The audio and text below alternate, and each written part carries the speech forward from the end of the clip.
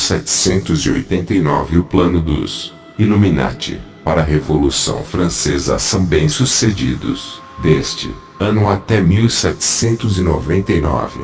Esta revolução foi um sonho dos banqueiros. Ela estabeleceu uma nova constituição e aprovou leis que proibiam a Igreja Católica Romana cobrar dízimos e também removeu a sua isenção de taxação. A derrubada violenta da monarquia francesa em 1789 simboliza para muitos a vitória do jacobinismo e iluminismo sobre as instituições tradicionais da época. A adoção da Declaração dos Direitos Humanos oficialmente registrou valores maçônicos e iluministas no núcleo do governo francês. Novo lema do país: Liberté, Égalité, Fraternité, Liberdade, Igualdade e Fraternidade. Foi um dito famoso maçônico que foi usado em lojas francesas durante séculos, e é um dos principais lemas da maçonaria. O documento oficial da Declaração dos Direitos Humanos contém vários símbolos ocultos referindo-se a sociedades secretas. Primeiro, o símbolo do olho que tudo vê, dentro de um triângulo cercado pela luz do Sol, ou a estrela Sirius, encontrando-se acima de tudo. Esse símbolo também é encontrado no Grande Selo dos Estados Unidos. Abaixo do título é descrito um Ouroboros, a serpente comendo a própria cauda, um símbolo esotérico associado à alquimia, gnosticismo e hermetismo, os ensinamentos fundamentais da maçonaria. Logo abaixo do Ouroboros, é encontrado um barrete frígio vermelho, um símbolo que representa revoluções iluministas em todo o mundo. A declaração inteira é guardada pelas duas colunas da maçonaria. Apesar de os Illuminati da Baviera serem ditos como mortos, as suas ideias eram promovidas e eram uma realidade. Os maçons e Rosacruzes estavam prosperando, e os Illuminati pareciam estar vivendo no meio deles. A Europa estava passando por turbulências profundas visto que uma nova classe de pessoas tomou o poder. Os críticos começaram a surgir, e tentavam revelar às massas as forças secretas por trás das mudanças que eles estavam testemunhando. Leopold Wolfman, um maçom, e também membro dos Illuminati, tinha decidido abandonar a ordem, pelo fato de que estava convencido de que os Illuminati corromperam a maçonaria, e aí publicou uma série de artigos em seu diário, intitulada Wiener Zeitschrift, revista vienense. Ele alegou que os níveis mais baixos dos Illuminati tinham sido dissolvidos, mas os mais altos graus ainda estavam ativos. Ele também acrescentou que a maçonaria estava sendo subjugada pelo iluminismo e transformada para servir aos seus fins. Ele também afirmou que a Revolução Francesa foi o resultado de anos de propaganda iluminista. Em 1798, John Robinson, um médico escocês, matemático e inventor, ele inventou a sirene, publicou um livro intitulado Provas de uma Conspiração contra Todas as Religiões e Governos da Europa, exercidas nas reuniões secretas dos maçons, Illuminati e sociedades de leitura. Este maçom devoto de direita abandonou a ordem maçônica, pois ficou desencantado quando percebeu que sua fraternidade tinha sido infiltrada pelos Illuminati. Aqui está um trecho de seu livro.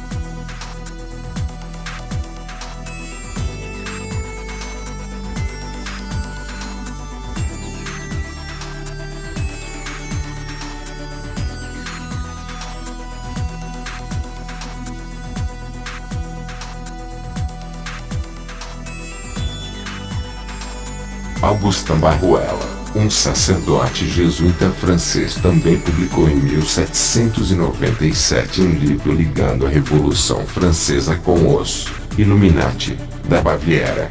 Em Memoir pour servir à l'histoire do Jacobinice, ele remonta o slogan Liberdade e Igualdade, voltando aos Templários, e afirmou que, nos graus mais elevados da ordem, liberdade e igualdade é explicada não só pela guerra contra os reis e tronos. Ele também forneceu detalhes referentes à suposta iluminista aquisição da maçonaria.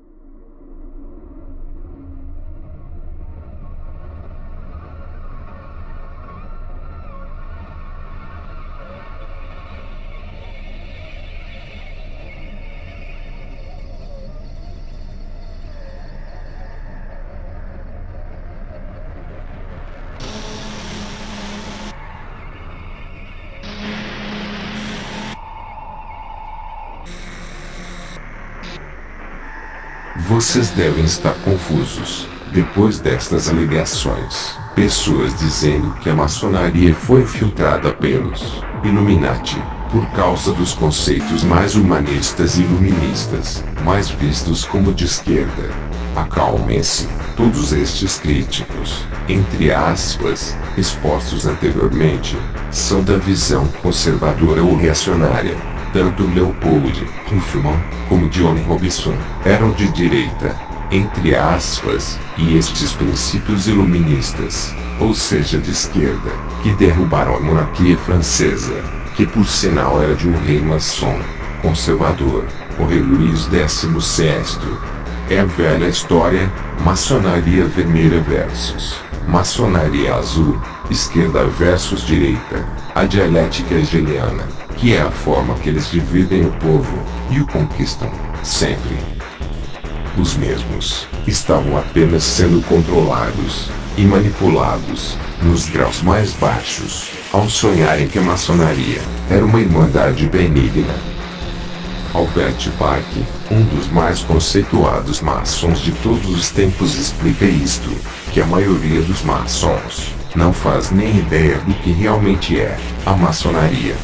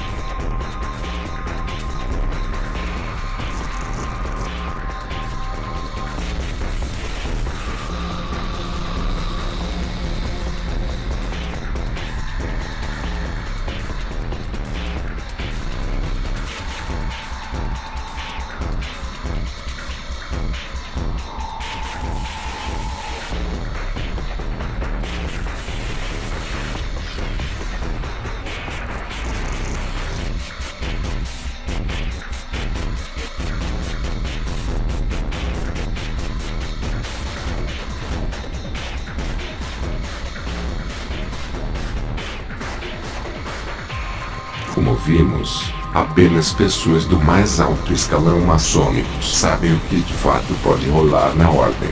E isto, a ordem superior a deles, os Illuminati, é que determinam.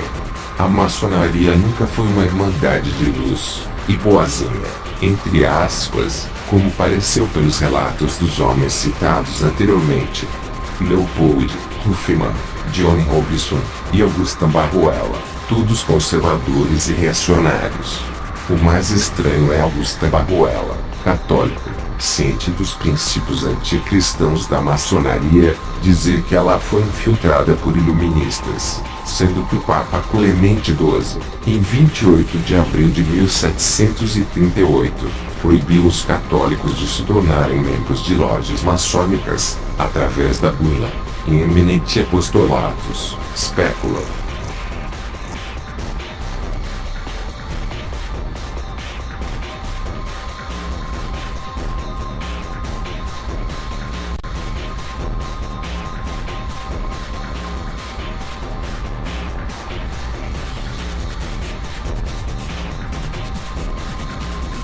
A maçonaria, mesmo estando infiltrada na monarquia, já tinha sede de poder e seus princípios já eram anticristãos.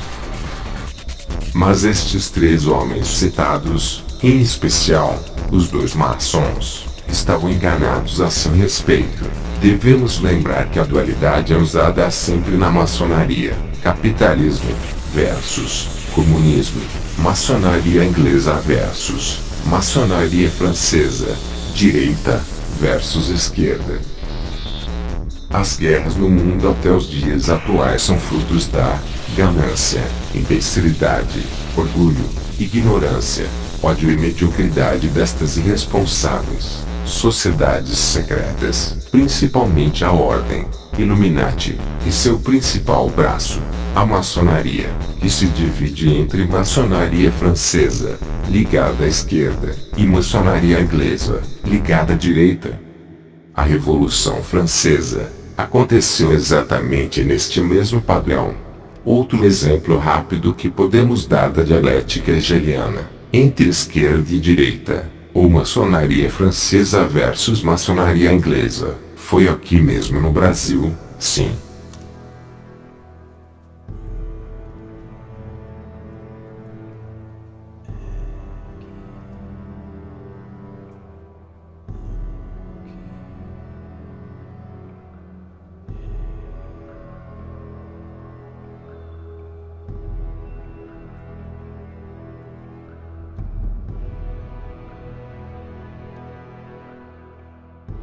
Esta proclamação, feita por Dom Pedro I, às margens do Ipiranga, às 16h30, de 7 de setembro de 1822, em meio às espadas erguidas dos militares que o acompanhavam, parece lembrar claramente um juramento maçônico. Na verdade, o que se é comemorado a cada 7 de setembro não é exatamente a independência do país, mas um golpe de Estado perpetrado pela maçonaria. A independência brasileira, entre aspas, foi resultado direto da ação do movimento maçônico. Em 1822, Dom Pedro I entrou na maçonaria. Foi iniciado na maçonaria aos 24 anos de idade, na loja Comércio e Artes, adotando o nome de Guatimozin, tendo como padrinho José Bonifácio. A sua iniciação ocorreu no dia 2 de agosto de 1822, na loja Comércio e Artes número 1. Já em 5 de agosto, o primeiro imperador do Brasil foi exaltado ao grau de mestre maçom. Depois se tornou grão-mestre por manobra política da maçonaria. Havia dois grupos maçônicos rivais, o de José Bonifácio e o de Gonçalves Ledo. Bonifácio era da maçonaria azul, monarquista e conservadora. O Gonçalves Ledo, da maçonaria republicana, francesa, liberal e revolucionária. E Dom Pedro, como era maçom, estava sempre com as duas maçonarias, entre aspas. E por conta desse embate dialético, oficialmente, O então Grã-Mestre Pedro I fechou o Grande Oriente do Brasil porque a maçonaria se dividia em dois grupos. Embora ambos os grupos apoiassem fortemente a independência do Brasil, um dos grupos, liderados por José Bonifácio, apoiava a ideia de uma monarquia constitucionalista, enquanto que o outro grupo, liderado por Gonçalves Ledo, defendia já a proclamação da República. O grupo republicano, de Gonçalves Ledo, ganhava cada vez mais forças. Assim, Dom Pedro I, alegando haver muita divergência entre José Bonifácio e Gonçalves Ledo, as duas principais lideranças maçônicas na época, simplesmente fechou o Grande Oriente do Brasil. Mas óbvio que os maçons continuaram se encontrando. O Grande Oriente do Brasil só foi oficialmente reaberto no começo do Segundo Império. Dom Pedro II. Dom Pedro II era maçom. O Lemarque número 8, da coleção de Merck, deixa clara a prerrogativa de um Grã-Mestre, de conferir graus e títulos maçônicos. Foi isso que aconteceu com Dom Pedro II, em função de suas ideias abolicionistas, alinhadas com a maçonaria, lhe foram conferidos graus e títulos maçônicos. Isso faz dele maçom. Do ponto de vista do reconhecimento maçônico, os maçons só reconhecem como maçom, por causa desses graus e títulos. O mesmo aconteceu com Tiradentes e outros personagens históricos. No Brasil, a revolta contra os colonizadores, também promovida pela maçonaria, teve início com a infrutífera tentativa da Inconfidência Mineira, em 1789, embora os movimentos pró-independência tivessem início desde 1724, dentro das academias ou sociedades literárias, criadas pelos governadores gerais, que eram grêmios maçônicos disfarçados.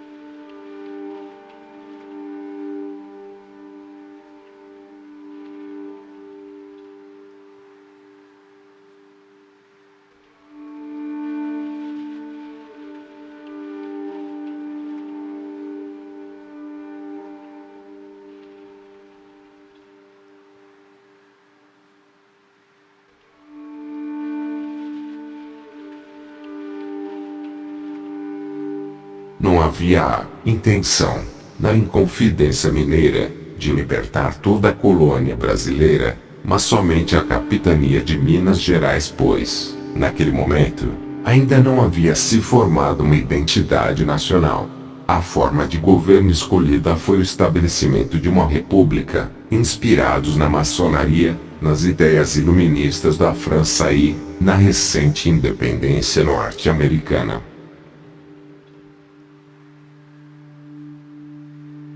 Daí para a República, bastou a grande influência da maçonaria, com Benjamin Constant assessorando o Marechal Deodoro. Deodoro foi iniciado, provavelmente, em 1885-1886, na loja Rocha Negra de São Gabriel, Rio Grande do Sul, onde recebeu, também o grau 18. Foi elevado, ao grau 31, pelo Supremo Conselho, em 7 de janeiro de 1890. Pertencia, ainda, à loja Rocha Negra, quando foi eleito Grã-Mestre do Grande Oriente do Brasil, em 19 de dezembro de 1889. Estão vendo como o embate dialético funcionou durante a história. O dualismo maçônico.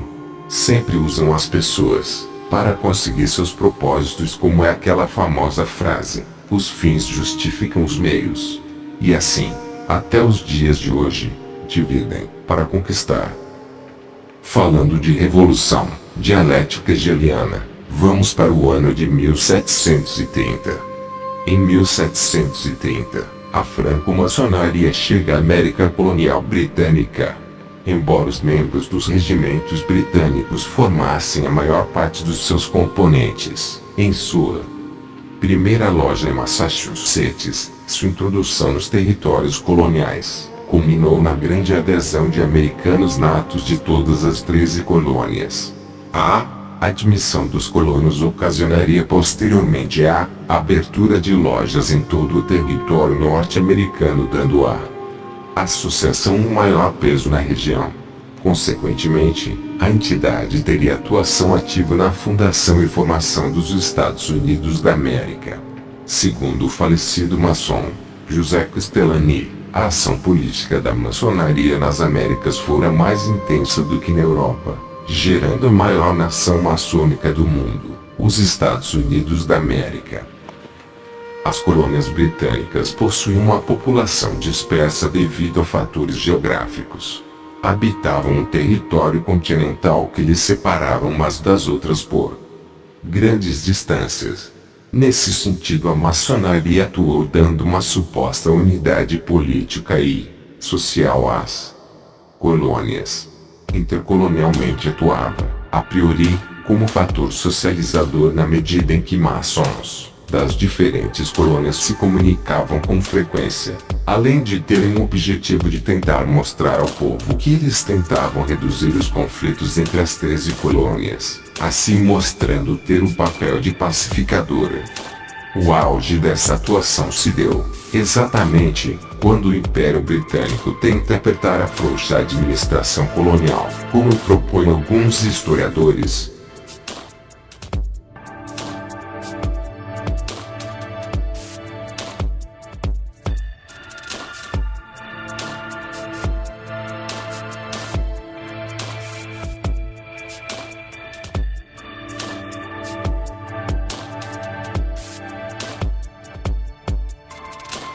A maçonaria contribuiu para essa sensação de identidade própria dos colonos americanos, tanto que, no decorrer de todo o processo de independência, não seriam poucos os maçons participantes.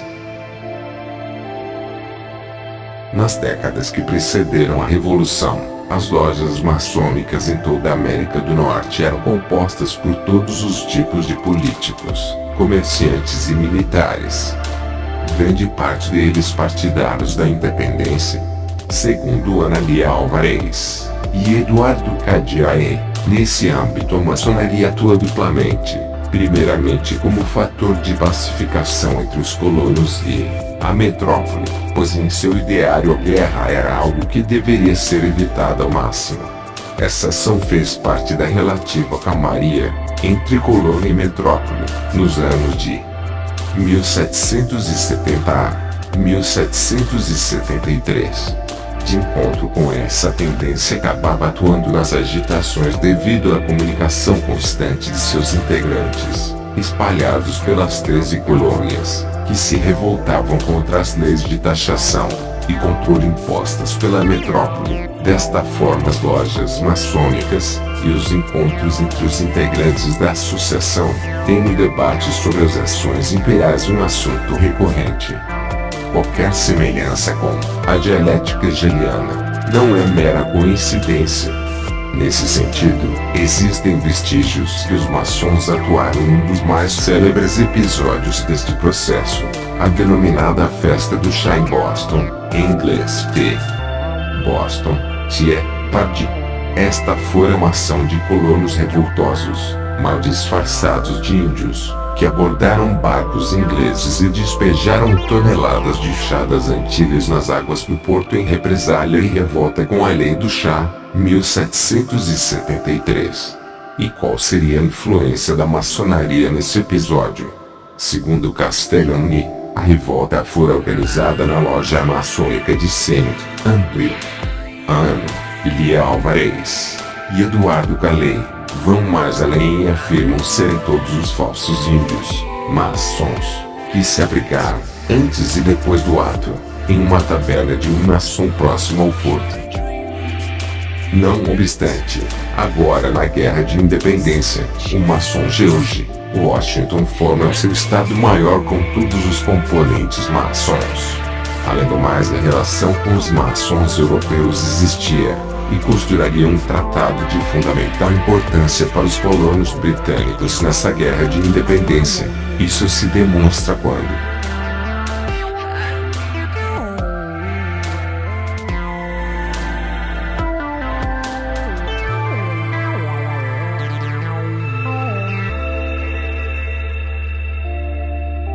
Franklin era maçom, e segundo o falecido historiador maçom José Castellani, a maçonaria francesa assistia ao movimento libertador americano com grande entusiasmo, o que teria colaborado para tais acordos, e também para que a França reconhecesse a independência dos Estados Unidos da América, dando auxílio militar e financeiro.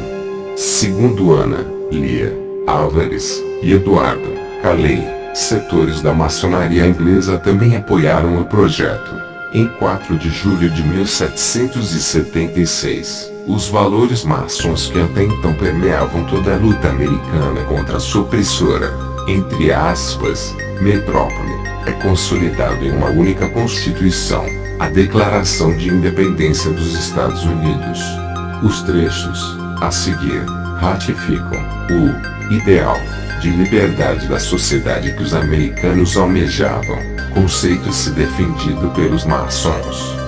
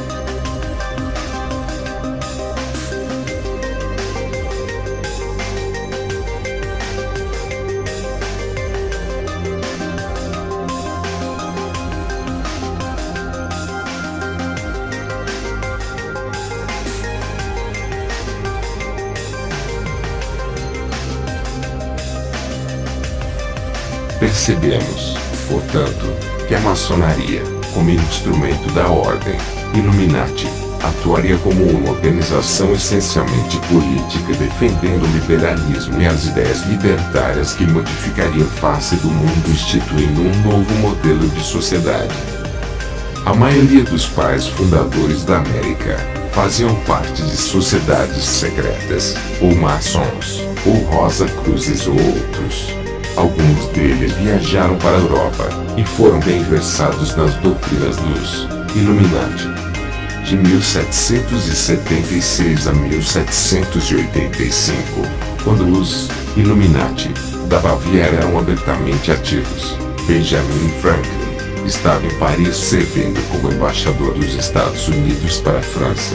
Durante a sua estada, ele tornou-se grão-mestre da loja Le Neuf Sar, a loja das 9 Irmãs, que foi anexada com o Grande Oriente da França. Esta organização maçônica foi dito ter se tornado a sede francesa da Illuminati da Baviera. Ela foi particularmente influente na organização do apoio francês para a Revolução Americana, e mais tarde fez parte do processo para a Revolução Francesa. Depois de mergulhar profundamente na história, podemos voltar na linha do tempo histórica da família Rothschild. You are 5 brothers.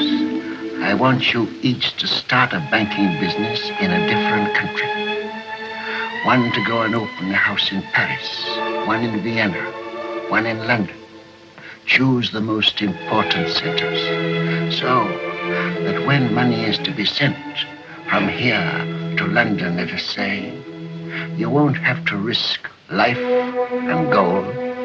Amshel, here in Frankfurt, will just send a letter to Nathan in London saying, pay so-and-so. And that will be offset by loans from London to Frankfurt. You understand? Yes, my brother. In your day, there will be many wars in Europe. And nations that have money to transport will come to the Rothschilds because it will be safe.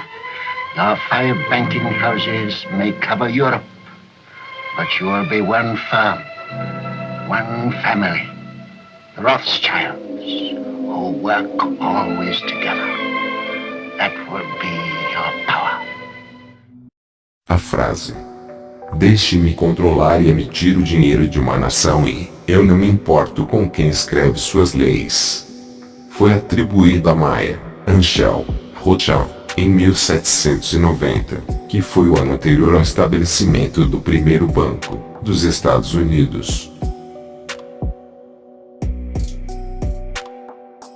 1791. Através de Alexander Hamilton, um judeu e maçom, que era agente dos Rothschild, no gabinete de George Washington, foi estabelecido o primeiro banco dos Estados Unidos. Este banco foi criado com uma carta patente com validade de 20 anos. Os Rothschild conseguem o controle do dinheiro da nação, entre aspas, como foi dito na frase atribuída a Mayer Amschel. 1792, nasceu Jacob James Mayer Rothschild. 1796, Amschel Mayer Rothschild casa com Eva Hanau. 1798, no dia 19 de julho, David Papin, presidente da Universidade de Harvard, informou a uma turma que estava se formando da influência do iluminismo sobre os políticos americanos e a religião. Também neste ano, aos 21 anos, Nathan Mayer Rothschild deixa Frankfurt e vai para Manchester, na Inglaterra, e estabelece um negócio de comércio e finanças têxteis, mudando-se mais tarde para Londres, Inglaterra, na troca de letras de câmbio, através de uma empresa bancária. Iniciada em 1805, Salomon Mayer Rothschild casa com Caroline Stern. 1806, Napoleão declarou que era seu objetivo remover a casa de Hesse-Kassel do governo e apagá-la da lista das potências. O príncipe, eleitor de Hesse-Kassel, fugindo de Napoleão em 1806, confiou parte de sua fortuna a Mayer Amschel Rothschild.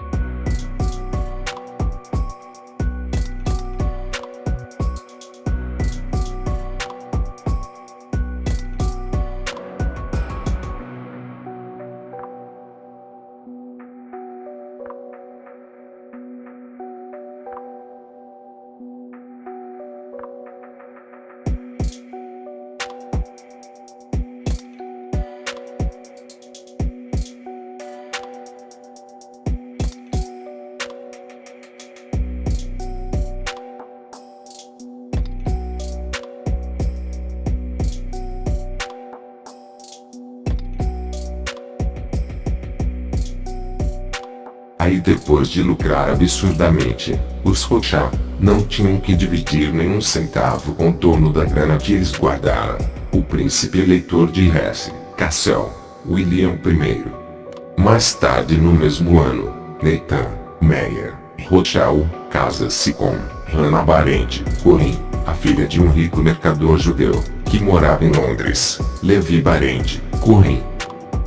Em 1808, Nathan Meyer Rothschild tem seu primeiro filho, Lionel Nathan de Rothschild, 1811. Nathan Meyer Rothschild fundou um banco, N.M.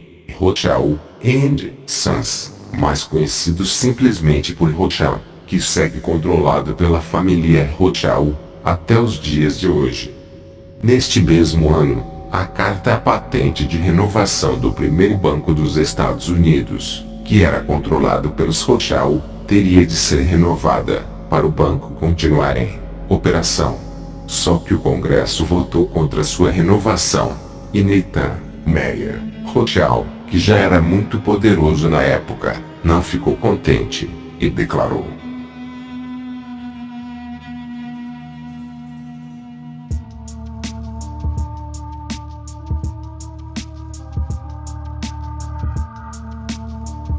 Contudo, os Estados Unidos permaneceu firme e a renovação não foi concedida, o que causou Nathan Meyer Rothschild emitir outra ameaça.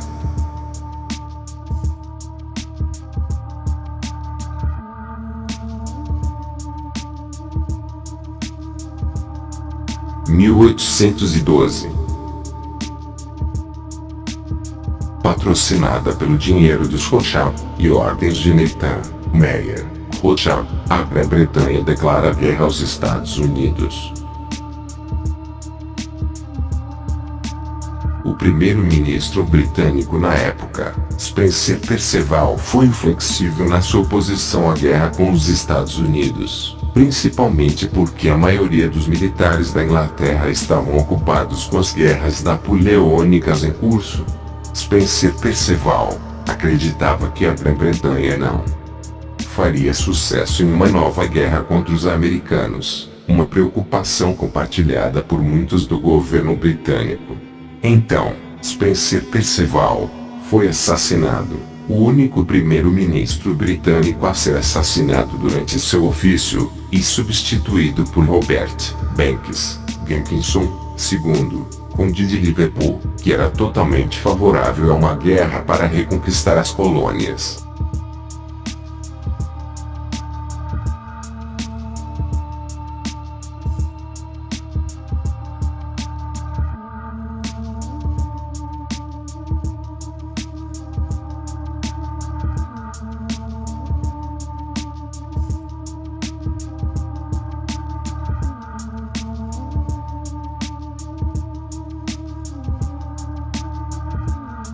Financiada, virtualmente sem juros, pelo Banco da Inglaterra, controlado pelos Rothschild, a Grã-Bretanha, logo em seguida, provocou a Guerra de 1812, para recolonizar os Estados Unidos e forçá-los de volta à escravidão do Banco da Inglaterra, ou mergulhar os Estados Unidos em tantas dívidas que seriam forçados a aceitar um novo banco central privado. E o plano funcionou.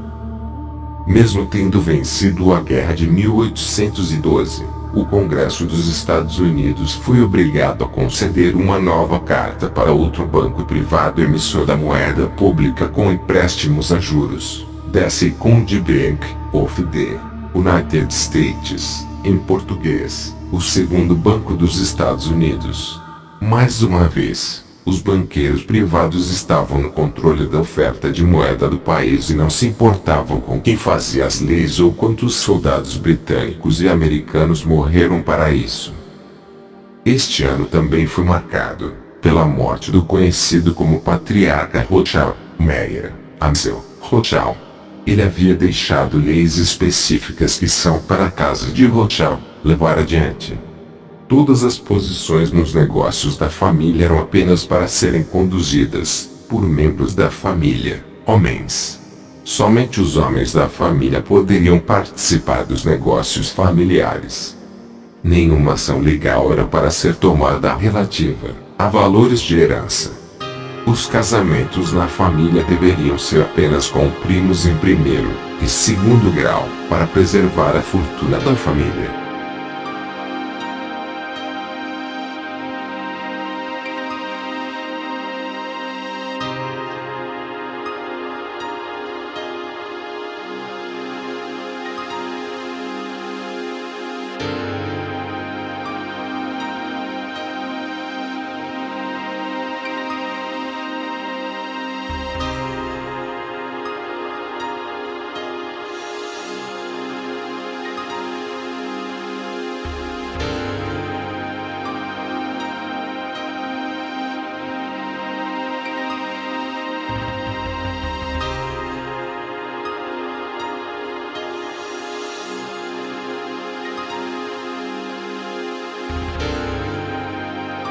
Assim, nos escritórios que os Rothschild tinham espalhado pelo mundo, todos os funcionários não eram apenas judeus, mas estavam ligados por círculos familiares muito próximos, que eram encorajados com o desenvolvimento extremo da endogamia entre eles e os próprios Rothschild.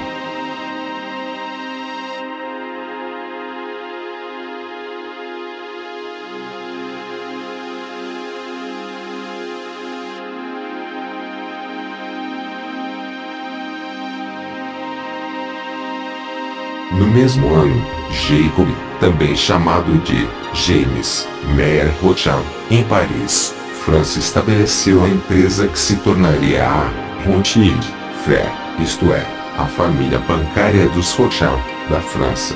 James esteve em Paris, a partir dos 19 anos de idade, em 1811, coordenando a compra de barras de ouro em espécies para seu irmão, Nathan. James foi enviado para a França, de sua casa em Frankfurt, na Alemanha, por seu pai, Meyer Anschel Rothschild, querendo que seus filhos expandissem os negócios da família por toda a Europa. Meyer Anschel Rothschild manteve seu filho mais velho em Frankfurt, enquanto seus outros 4 filhos foram enviados a diferentes cidades europeias para estabelecer uma instituição financeira para investir em negócios e fornecer serviços bancários.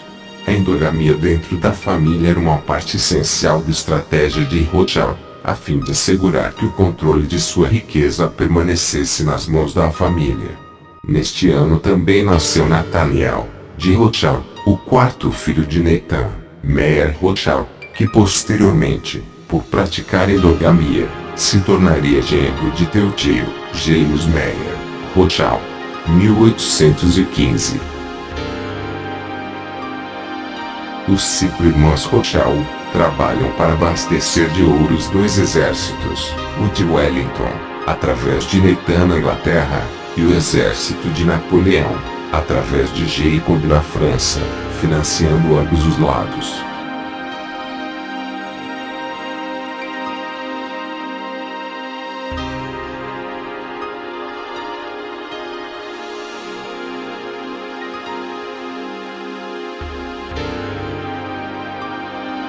A casa de Rothschild estava ajudando a financiar o ditador francês e, como resultado, tinha livre acesso aos mercados franceses o tempo todo.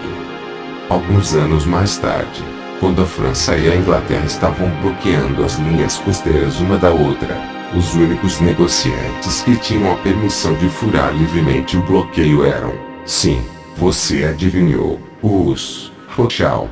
Eles estavam financiando os 2 lados.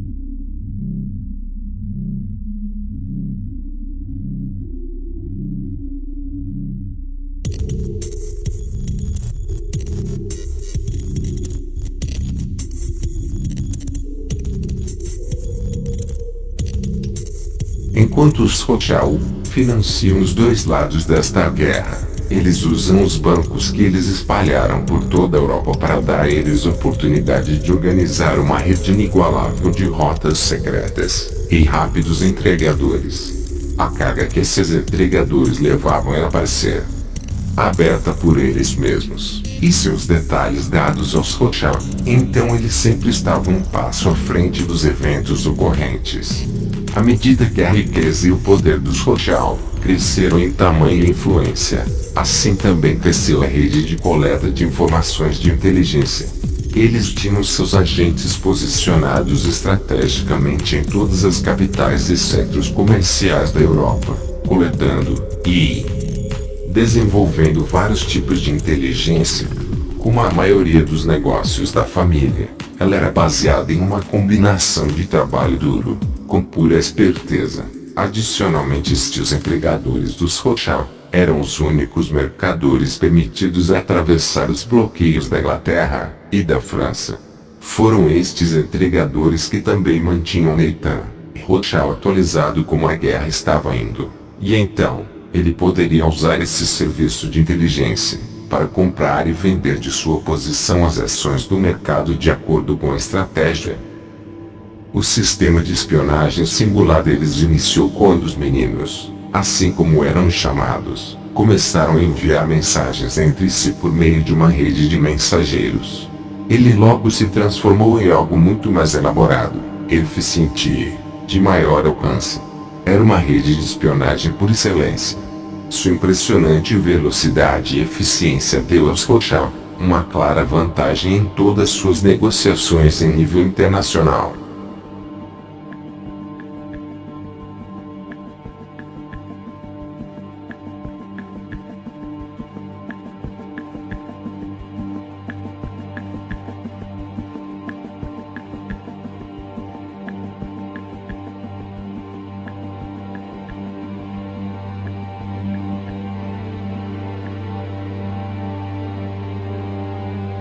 Da Batalha de Waterloo dependia o futuro do continente europeu. Se o grande exército de Napoleão emergisse vitorioso, a França seria a senhora de tudo o que tinha ocupado na frente europeia.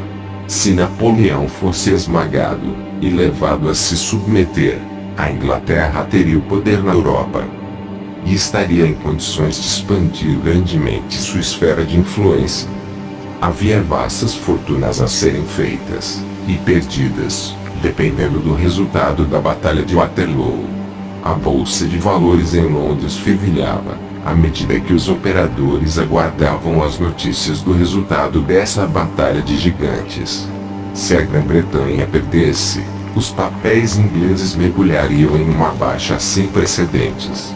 Se a Grã-Bretanha fosse vitoriosa, o valor dos papéis rapidamente atingiria as alturas.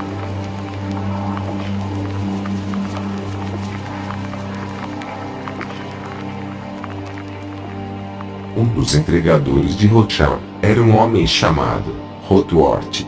Quando no final da Batalha de Waterloo, vencido pela Grã-Bretanha, Rothworth tomou a frente e foi encarregado de entregar esta notícia para Nathan Meyer Rothschild, muitas horas antes do entregador inglês de Wellington.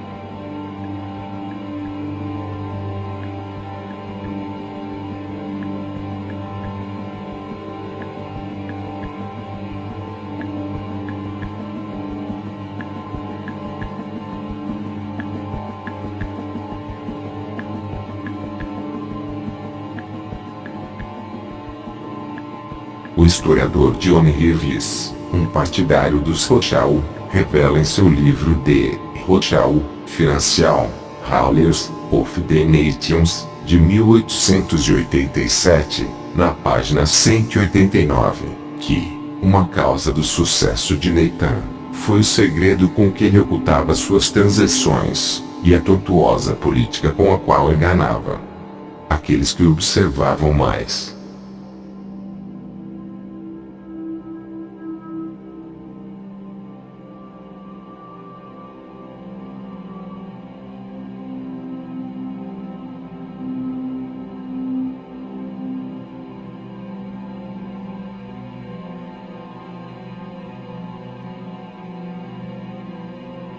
O agente especial foi recebido em Folkestone, no amanhecer do dia seguinte pelo próprio Nathan Rothschild. Após ler rapidamente os pontos principais do relatório, Rothschild novamente pegou a estrada, indo depressa para Londres e dirigindo-se à Bolsa de Valores.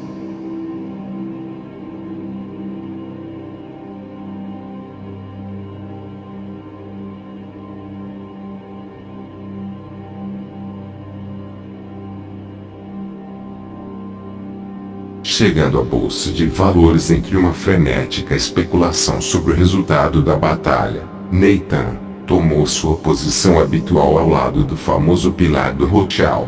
Sem qualquer indício de emoção, sem a menor mudança na expressão facial, Nathan, com sua cara e olhos de pedra, deu um sinal predeterminado para seus agentes que estavam posicionados ali por perto. Os agentes de Rothschild imediatamente começaram a vender os papéis do mercado. À medida que papéis no valor de centenas de milhares de dólares começaram a serem despejados do mercado, o valor deles começou a cair. Pouco tempo depois, o valor começou a afundar.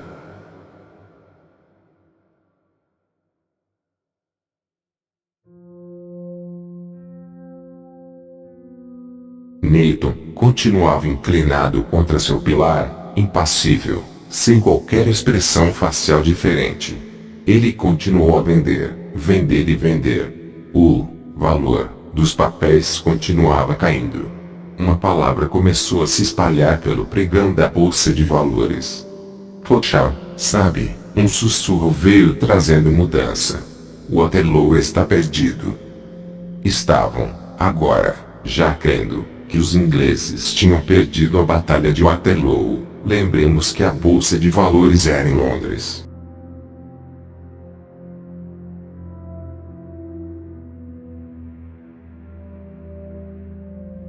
Nathan Rothschild, impassível como sempre, ainda estava inclinado contra seu pilar. Ele continuou a dar sinais sutis. Mas agora os sinais eram outros. Eram tão sutilmente diferentes que somente os agentes altamente treinados de Rothschild podiam detectar a mudança. Ao sinal de seu chefe, dezenas de agentes de Rothschild dirigiram-se aos balcões na bolsa e compraram todos os papéis por apenas uma fração do valor original deles. Pouco tempo depois, a notícia oficial chegou à capital britânica. A Inglaterra era agora a mestra da cena europeia. Em segundos, o valor dos papéis disparou para cima do valor original. À medida que o significado da vitória britânica começou a ser compreendido pela consciência popular, o valor dos papéis subiu ainda mais.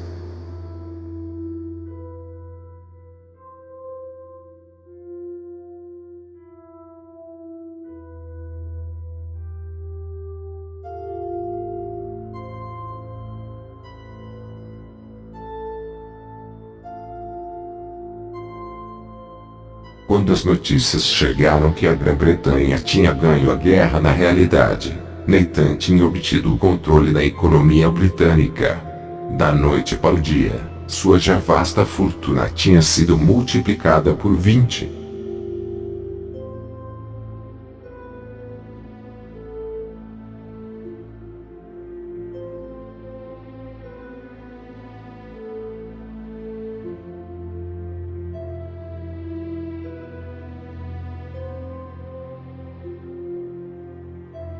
Isto deu à família Rothschild completo controle da economia britânica. Agora é o centro financeiro do mundo depois da derrota de Napoleão, e com isso ele forçou a Inglaterra a organizar seu banco central, o qual acabou ficando controlado por Nathan Mayer Rothschild. Tal proeza garantiu posição de poder inigualável no Reino Unido, tanto que, pouco depois, em meados do século XIX, os Rothschild dominaram todo o sistema bancário europeu.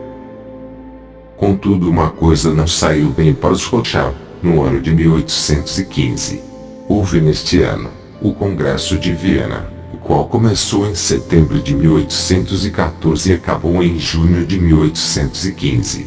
A razão para este Congresso de Viena foi para os Rothschild criarem uma forma de governo mundial, para dar a eles completo controle político sobre o mundo civilizado. Muitos dos governos europeus estavam em débito com os Rothschild, então eles imaginaram que poderiam usar isso como ferramenta de barganha. Contudo, o czar Alexandre I da Rússia, quem não tinha abraçado o Banco Central dos Rothschild, não teria aceitado o plano, fazendo que o plano Rothschild falhasse. Enfurecido por causa disso, Nathan Mayer Rothschild jurou que algum dia ele ou seus descendentes iriam destruir a família inteira do czar Alexandre I e seus descendentes. Infelizmente ele foi verdadeiro nesse juramento e, 102 anos depois, os Rothschild fundaram os bolchevistas, usados para cumprirem tal promessa.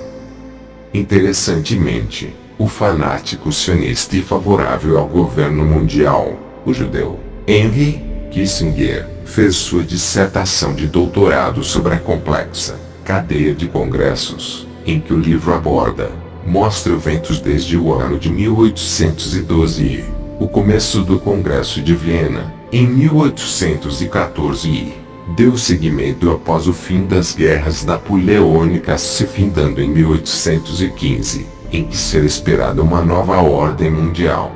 Isto, entre outros acontecimentos, até o ano de 1822. Este também foi o ano em que é dito que Nathan Rothschild teria feito essa famosa declaração: "Eu não me importo qual fantoche é colocado no trono da Inglaterra para dirigir o império no qual o sol nunca brilha. O homem que controla a fonte do dinheiro britânico controla o império britânico, e eu controlo o fornecimento do dinheiro britânico." Também devemos lembrar que Nathan Rothschild era maçom, iniciado na Emulation Lodge, número 12, da primeira grande loja da Inglaterra, em 24 de outubro de 1802, em Londres. Até este ponto, os poucos judeus askenazes que viviam na Inglaterra tendiam a pertencer aos ritos antigos, por causa de sua classe social geralmente mais baixa, enquanto os sefarditas mais estabelecidos se juntavam aos ritos modernos.